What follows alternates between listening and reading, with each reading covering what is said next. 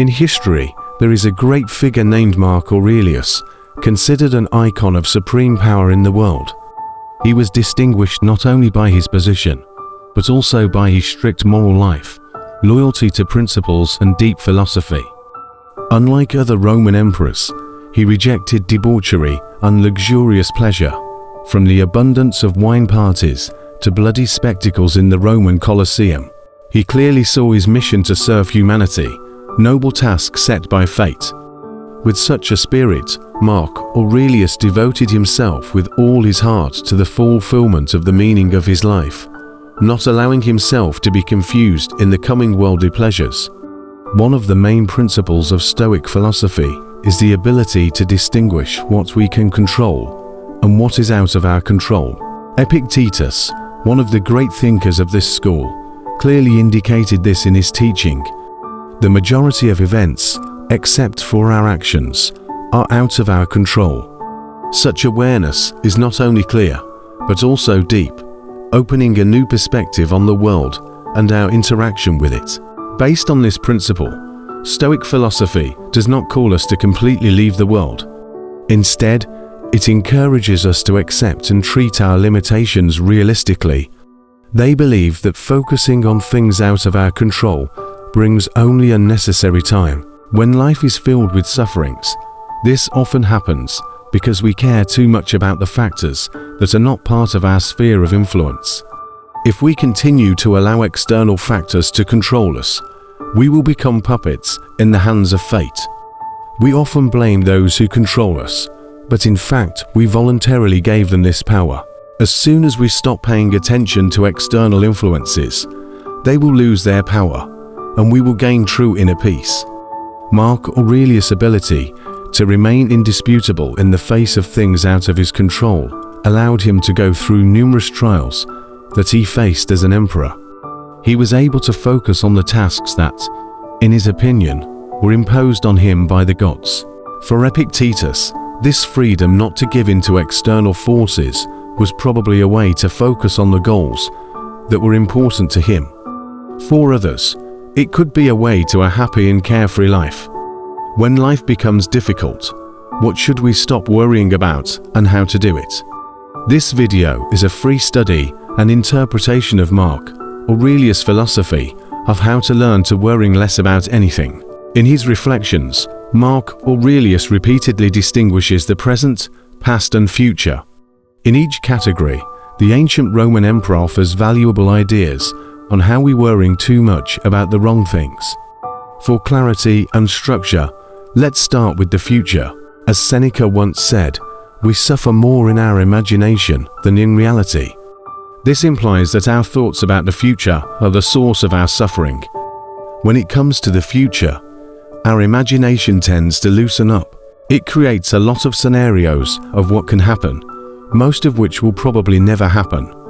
Facing this, we think about how to cope with the possible consequences, shuddering from the thought that we do not know how the future will unfold or how our life will turn out.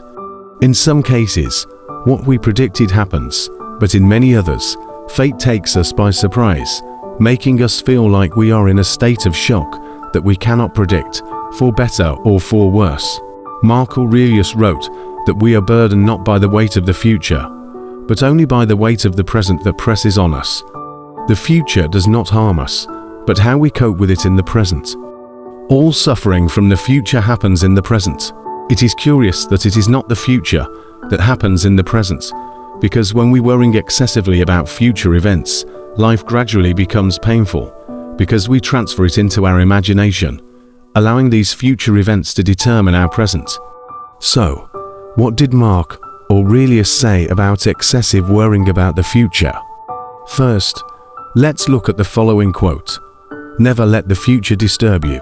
You will meet it if you have the same weapon of reason with which you arm yourself today against the present. He indicated that if you can cope with the present, you can also cope with the future.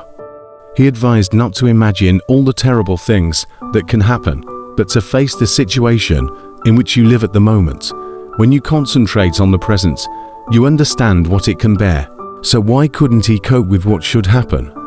Such a view is similar to the concept of amor fati, love and acceptance of fate, reinforced by the confidence that if you can bear it, you can cope with it in the future. He reminded himself not to imagine all the bad outcomes. Instead, he focused on how he could manage what he was experiencing at that moment. By doing this, he realized that he could bear it, and if so, then why couldn't he cope with what would come later? Such a perspective is similar to the concept of amor fati, love for one's own fate, but with faith that if you can bear it, you can cope with it. As for the past, Mark Aurelius understood that life is fleeting and quickly disappears in the vast world beyond our reach. The past, as well as the future, lies in an area in which we cannot act. What has happened, and as long as we do not invent a time machine, we cannot change it. Mark Aurelius said, "Remember that a person lives only in the present, in this fleeting moment. All the rest of his life either passed and disappeared, or has not yet come." Therefore, he advises us to treat the past as something unimportant and meaningless in the present. The point is not that past events do not affect the present, or that we cannot learn from past events. We cannot work with the past. It is beyond our reach. Memories of our past are often vague, and it is difficult to check what exactly happened, since it depends on personal memory and different points of view. Nevertheless, we continue to worrying about past events, often spinning them in our mind and experiencing the pain caused by them again. Some may think that by thinking about the past, we somehow control it, but this is an illusion. The past is gone, and we are dealing only with thoughts that it has disappeared and will never return. I would like to do it differently, many people say, but they want the impossible. You can't get anything from these thoughts because they stimulate desires that can never be satisfied. Instead of focusing on past events, Mark Aurelius focuses on how he feels about them. We cannot control past events, and it is very likely that we cannot control them when they happen in the present. However, we can control how we feel about them. At first, we can perceive the past as unfavorable situations. Perhaps we have experienced a difficult childhood, filled with deprivations and trials, or we could have experienced the end of important relationships that, as it seemed to us, would last forever. These may be entrepreneurial beginnings, which ended in failure, projects for which we hoped for success, but in the end, they did not succeed. However, the past is not just a series of unfortunate events, but a part of our path. It can help us learn, grow and grow. Difficulties and failures in the past can help us better understand ourselves, explore our boundaries deeper, and find ways to overcome them. They can become valuable lessons that will make us stronger and better prepared for future trials. Consider the past as part of your story, an integral, but not the only determining part of your life. It is a source of inspiration to move forward and build a better future. Do not allow the past to shape your thoughts and decisions. Use it to become stronger and more confident before the upcoming trials. But for Mark Aurelius, the essence of these events is not important. What is important is how he feels about them. He asks a question: can we really call something unfortunate if it does not violate the essence of human nature? Can you say that something is unfortunate if it does not contradict the essence of human nature? Or do you think that something that does not violate the will of nature can violate it? Do you know the will of nature? What happened that prevented you from acting fairly, self-controlled, correctly, honestly, and humbly? The qualities that allow your true nature to flourish. Mark Aurelius does not completely neglect the value of the past. He considers the past as a guide, observing how everything unfolds and repeats itself in cycles. When it comes to the future, our imagination often works uncontrollably, creating many scenarios of what can happen, many of which may never happen. First, we think about how to cope with possible consequences, trembling with fear of the unknown future or what will happen in our life. In some cases, exactly what we predicted happens. In many other cases, Fate surprises us with events that we could not foresee, for better or for worse. Some people have spent a lot of time and effort preparing for a perfect retirement, but sometimes life does not go according to plan, and these plans may not come true. Nevertheless, we should not give up. Instead, we can learn to adapt to changes and adjust our plans to create a meaningful and exciting retirement. At the threshold of golden years of life, the diagnosis of a late stage of cancer, and only a few months in life, the possibility of such events creates a lot of anxiety, constantly thinking about the best and the worst that can happen. What if World War III breaks out? What if I lose all my money? Such adverse outcomes are possible, but should we worry about them in advance? As someone suggested, the future worries us because we think about it. It exists only in our mind. If you came across a cancer-threatening diagnosis, what would prevent you from living today and enjoying every precious moment of your precious life? Get up. Keep your head high, no matter what, whether it's trifles or significant things. Put on your best clothes, your best shoes, and create moments that will be remembered even after you die. Mark Aurelius focuses on his reaction to events. We cannot control the past, and we may not be able to control it when it happens in the present. However, we can control how we face these events. At first, we can consider the past as an unfavorable situation. We could go through a difficult childhood, or the end of friendship, or the failure of entrepreneurial efforts. But for Mark Aurelius, the essence of these events does not matter. What matters is how he feels about them. He asked a question: can we call something a real disaster if it does not violate the essence of human nature? Can you say that something is a disaster if it does not contradict the essence of human nature? Or do you think that something that does not violate the will of nature can violate it? Do you know what the will of nature is? Did the events that happened allow you to act fairly, generously, with self-control, with a smart judgment, honestly, humbly and sincerely, with qualities that allow your natural essence to flourish? It is curious that Mark Aurelius did not completely reject the value of the past. He considered the past as a guide, observing how events unfold and repeat themselves cyclically. From the past, we can draw a conclusion about the future. This leads us to the present. Mark Aurelius realized that the present moment is everything that we have. This is a narrow field within our reach, while the past and the future are vast areas out of our control. The present exists only in the moment, and the rest of our life has either passed or has not yet been revealed. And yet we often focus on the areas beyond the present. We become dissatisfied with how life unfolds at the moment, perhaps because everything is not going according to plan, or because our desires are not yet satisfied.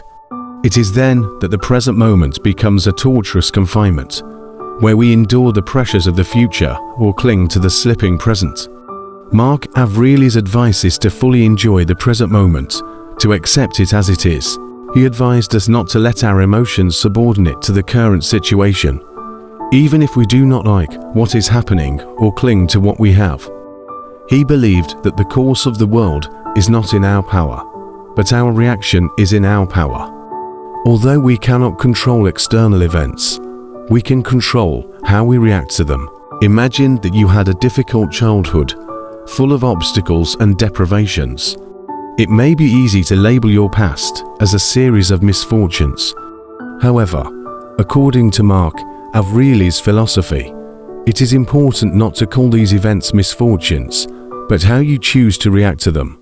He believed that in the face of real events, if you do not consider them as misfortunes, they will not harm you.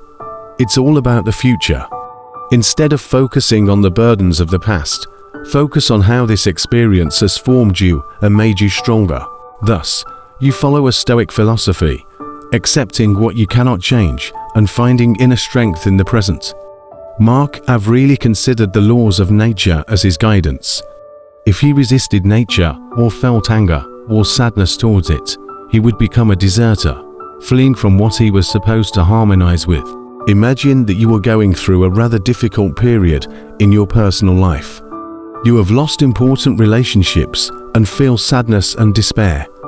According to the Stoic philosophy, you can approach this situation as follows. First, accept the situation. Accept that the loss of relationships is part of life and you cannot fully control it. It is important how you deal with it. Second, focus on self-worth.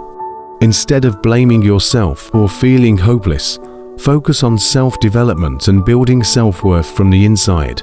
Third, learn and develop. Consider the loss of relationships as an opportunity to learn and grow something. Ask yourself what lessons you can learn from this situation and how to become stronger. Fourth, live in the present. Do not waste time worrying about the past or fear of the future. Focus on the present and do what brings you joy. Fifth, communicate with your surroundings. If you feel lonely, try to communicate with your friends to share your emotions and get support. In the end, deal with your emotions. Learn to control your emotions and not let them control you. This is the art of life. It is not about amazing and successful external circumstances that we face because they are unstable, fragile and deceitful. It is about how we deal with the events that we face. This is what we should think about. Focus on this. Try to live in the present. Sixth, regardless of the circumstances you face, start changing from what is in your power. Just start. Do not look at others. Do not look at the future. Do not focus on the past. Look at what is right in front of you and just start. I hope you will achieve the desired positive results in life. Remember, motivation can fluctuate, but be persistent and consistent in everything you do. Before I finish, I want to share with you an interesting story about how Mark Aurelius completely changed the life of a man named David. David is a young, energetic person, but his life is always tense and full of pressure. He works in a large company every day and always feels tired and unmotivated. In that difficult period, David began to study Mark Aurelius' philosophy on how to live sensibly and work with a moral soul. Mark Aurelius' words made a big impression on David. He began to study Stoicism more deeply and apply this philosophy in everyday life. He learns to be more calm about working pressure, to cope better with stress, and to focus on really important life values. Thanks to Mark Aurelius, David's life has completely changed. He became happier, more self-confident, and better able to overcome any difficulties. His life is no longer as stressful and tense as before, and he noticed huge changes in his thinking and spirituality. Remember, life is a continuous journey, and there are precious moments that can completely change our life. Thanks to Mark Aurelius' reflection, we touch on deep thoughts about life, success, and happiness. This article offers valuable advice and wisdom from one of the greatest philosophers in history. It's time to refresh your life with a new wind.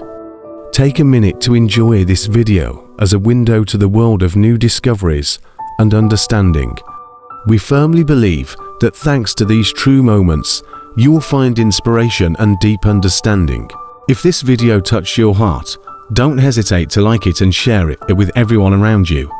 Let's create a community full of knowledge and rich experience, because each of our materials is a step to a more conscious perception of the world. Join our channel, where every video is a new adventure that opens the door to endless enlightenment and inspiration. Subscribe to our channel, and you will never miss many exciting trips to the world of Stoicism. Thank you for being part of this journey, and we look forward to sharing even more information with you in the future. See you in the next videos.